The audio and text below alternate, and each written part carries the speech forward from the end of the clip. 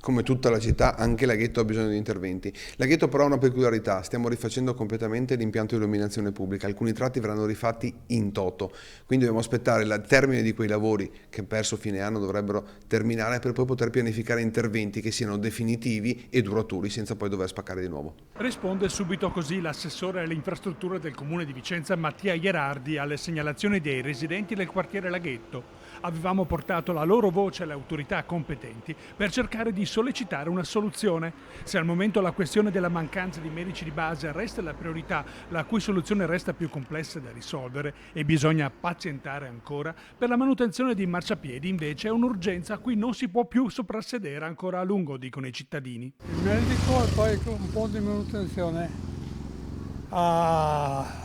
Il marciapiedi dove la gente frequenta, insomma. Devono rifare tutti i marciapiedi prima che si rompa la testa a qualcuno, perché ci sono anche tanti bambini qui.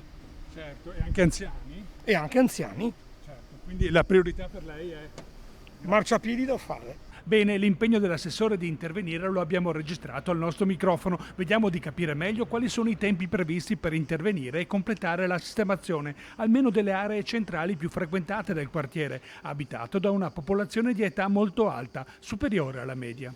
Beh, noi pensiamo di concludere tutti gli interventi previsti entro la fine dell'anno sul Laghetto. Mi auguro anche di riuscire a concludere sempre entro fine anno quello sull'illuminazione per poi avere una situazione di calma e poter fare una pianificazione concreta di interventi anche sulle strade e marciapiedi come è stato fatto per altre parti della città. Potremmo ipotizzare 2023, allora a un certo punto a metà dell'anno l'avvio del primo cantiere? Sicuramente alcuni interventi di asfaltatura sul 2023 sul Laghetto verranno fatti, quello certamente, in particolare sui marciapiedi.